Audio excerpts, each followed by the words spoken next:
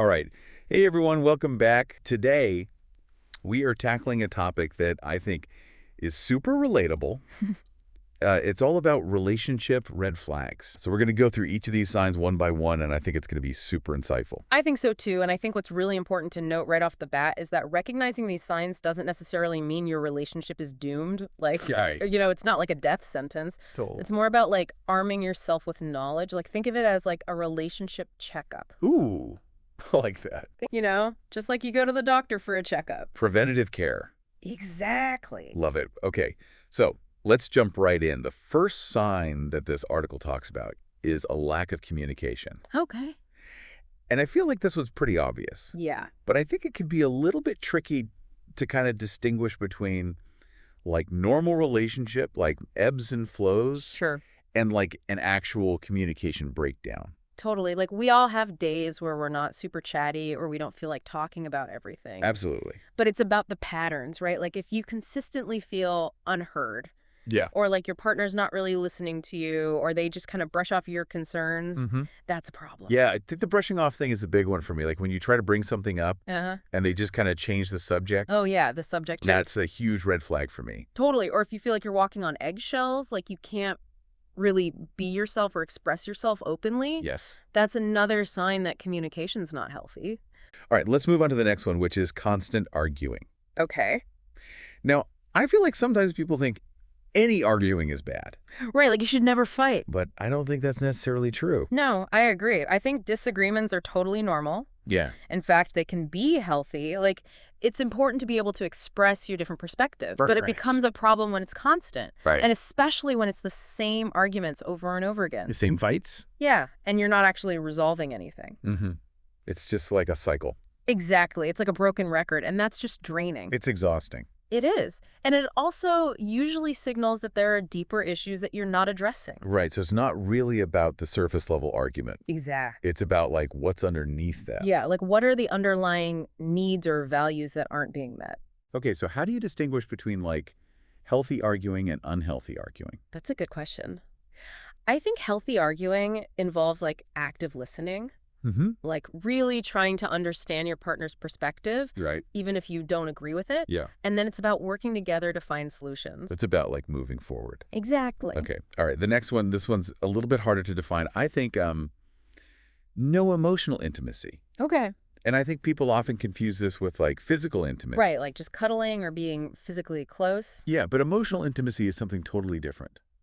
It is. It's about being able to truly connect with your partner on a deeper level.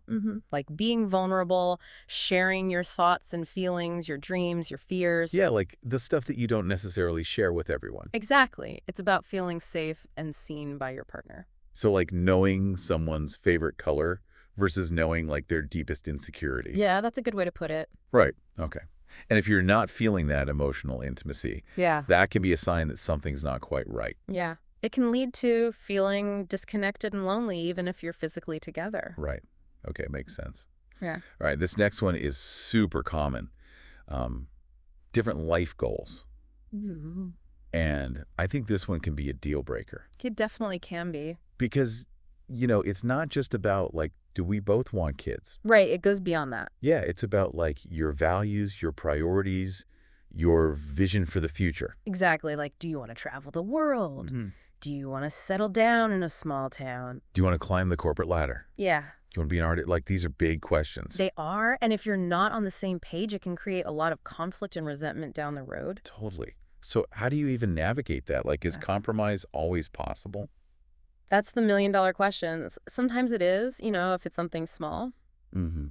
But sometimes those differences are just too fundamental. And it's about being honest with yourself and with your partner about what you truly want and if those visions align. Okay, so it's really about like having those honest conversations early on. Yes, absolutely. All right, the next one. This one is, I think, a no-brainer. Lack of trust. Yeah, this is a big one. I mean, trust is the foundation of any relationship. It is. If you don't have trust, you don't have anything. Right. And it goes Yeah. both ways. You need to be able to trust your partner, and they need to be able to trust you. Exactly. And if there's constant suspicion, Yeah. jealousy, checking each other's phones, Yeah. That's a huge problem. It is. It's a sign that the foundation is cracked. Yeah, and that can be really hard to repair. It can be. It takes a lot of work from both people. Okay, this one hits close to home for me. You're not a priority. Oh, yeah. Like, I think we've all felt that at some point, We have. where you just feel like you're not important to the other person. Like you're an afterthought. Exactly. And it's not always like overt. Right. It's not always like they're saying mean things to you. Yeah. But it's like little things. It's the little things that add up. Yeah, like they consistently choose work over spending time with you. Mm-hmm. Or they flake on plans. Yeah. Or they just don't seem to put in much effort. Yeah. And that can be really hurtful. It is. It can make you feel like you're not valued. Mm-hmm. Yeah. Like you're not worthy of their time and attention. Exactly. And that can be really damaging to your self-esteem. Okay, this next one kind of goes hand in hand with the communication one. No effort to resolve issues. Okay. So this is when you bring up a problem Uh-huh.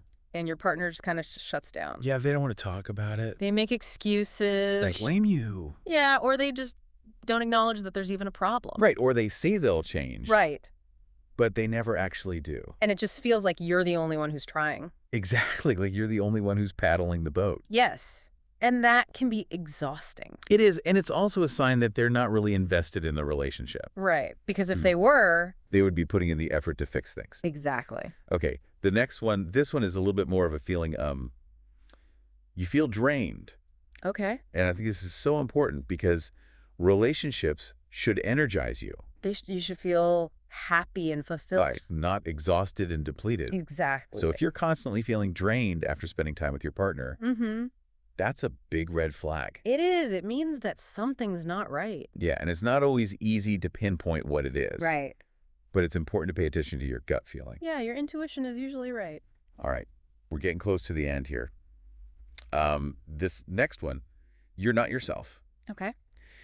And I think this is something that can happen very subtly. It can sneak up on you. Yeah, because everyone wants to impress their partner, Of course. especially in the beginning. Yeah. You want to put your best foot forward. But there's a difference between like putting your best foot forward Mm-hmm. and like completely losing yourself. Right. Like becoming someone you're not. Exactly. Yeah. So if you feel like you're constantly walking on eggshells, Yeah. or you're afraid to be your true self, Uh-huh. that's a problem. I mean, it means that you're not being accepted for who you are. Right. And that's not a healthy foundation for a relationship. No, it's not. All right. And the last one, this one is kind of a heavy one. You're already thinking about breaking up. Okay. And I think if you're at this point, Mm-hmm. it's probably a sign that something is seriously wrong. It's a sign that you're not happy. Yeah. And that you're not seeing a future together. Exactly. And sometimes it's hard to admit that, It is. especially if you've invested a lot of time and energy into the relationship. Right. But it's important to be honest with yourself. Yeah. And to trust your gut feeling. So if you're constantly daydreaming about being single, Uh-huh. or you're just not excited about the future, Mm-hmm. it might be time to have a serious conversation with yourself Yes. And with your partner. about whether this relationship is really right for you. Okay, so we've gone through all 10 signs, Okay. and it's a lot to process. It is.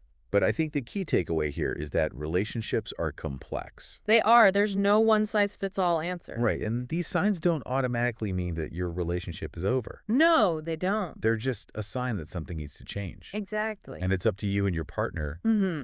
to decide. Mm-hmm.